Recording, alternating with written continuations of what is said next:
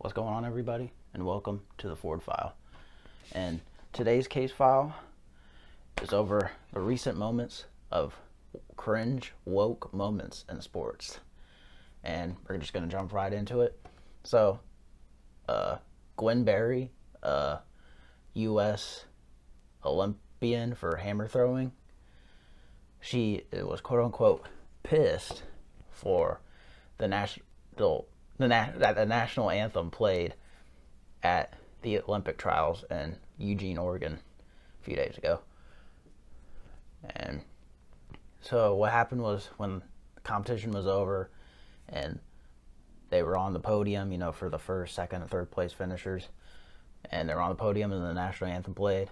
And then while the first, second, and first place finishers, turned to face the flag and everything, she instead faced the stands and then eventually got a shirt that said activist athlete on it. And later she said that she was pissed about the national anthem playing and that it was a setup and it was real disrespectful. And, well, first of all, what country do you think this is? This is the United States. Of course, we're going to play our national anthem. And I don't know how she felt it was a setup, whatever. Like, it plays at sporting events, the national anthem. So I don't know why she was so pissed about it. I think the real reason is because she's probably racist. And she finished third in this competition behind two white women whose names are Deanna Price and Brooke Anderson. So she's probably just really salty and mad that she got beat by two white women. And she probably thought it was white privilege. So that's probably why she was so mad about the national anthem playing. So, and after all this, her pouting and everything, I wouldn't be surprised that she gets an endorsement deal for her victimhood from Nike, like Colin Kaepernick did. And also because, especially with the statement that Nike put out the other day about being a brand for China, and no wonder, it makes you say, no wonder Nike endorses all of this, because since they support China that much, and the Chinese Communist Party hates America, and they want to destroy America. And since the Chinese Communist Party hates America, and they want America to be destroyed, they do it from the inside by eroding our American culture and our pride in being an American. And that's just the tip of the iceberg in terms of that. And the reason why these athletes like Kaepernick and LeBron adopt this victimhood mentality is because they think they can profit from it, and they often do. And they shouldn't, because none of the stuff they say is true. And this country has given them so many opportunities and that they've taken advantage of. And no wonder why they get it with these communist sympathizer brands like Nike endorsing all of this.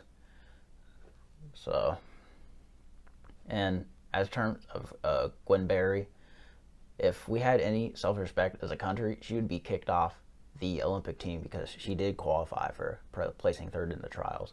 But she should be kicked off the team and shamed for disrespecting our country like that and being ungrateful for even having the chance to be an Olympian and represent the United States at the Olympics. But she'll probably be lionized as a hero for her bravery and standing up against white supremacy and systemic racism in America. That doesn't exist. So, very cringe, but we'll go and jump into the next moment in sports cringe, woke sports cringe recently.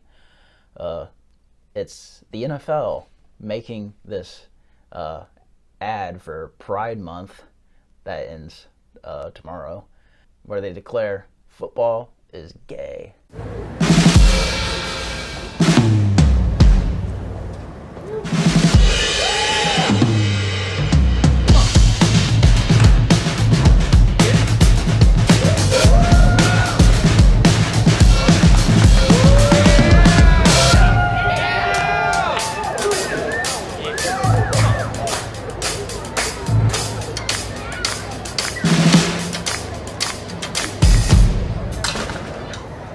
So, Las Vegas Raiders defensive end Carl Nassib came out as gay about a week before this, and I hadn't heard of him before then, so I looked him up on the Raiders depth chart, and he's the third string right defensive end, so not very significant in terms of impact on the Raiders. So it makes you kind of wonder why he came out as gay. And I saw some people speculating about this on Twitter, where they were like, oh, he might have just came out as gay, so if the Raiders were thinking of cutting him, now they'd be afraid of looking homophobic for doing so. So that's just a theory, just speculation. I'm not claiming to know his motives. But, I mean, you never know with some people, especially in today's victimhood mentality age. And what's very interesting is that he was celebrated as a hero initially for his bravery in coming out as gay. But now, apparently, I don't know if this is true or not, he's a registered Republican voter. So many of these libtards who were saying, oh, he's so brave for coming out as gay before, have turned their backs on him. So I thought that was pretty interesting and funny. But back to this ad. This ad is very meme worthy for the NFL declaring that football is gay. And it'd be even more hilarious if it wasn't so pathetic as well. Pathetic for this pandering during Pride Month. First of all, they don't really care about Pride Month. It's just for marketing. And all these rainbow Pride Month logos they have, they'll be gone July 1st. And will be forgotten about until June 2022. June 1st, 2022 is when it'll all come back. And they're like, time to get this cash from all the LGBT, A, B, C, D, E, F, G community. Like I said, and first of all, where it said football is gay and it's lesbian, how does that even work? There's not even any females in the NFL. So I don't know how that works. And like I said in my first video, the first episode of the Ford File, Pride Month is very stupid and cringe. And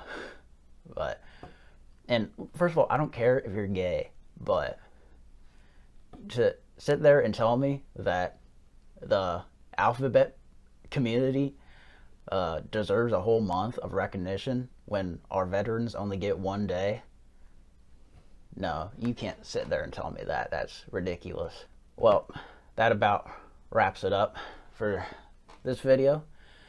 Thank you so much for watching.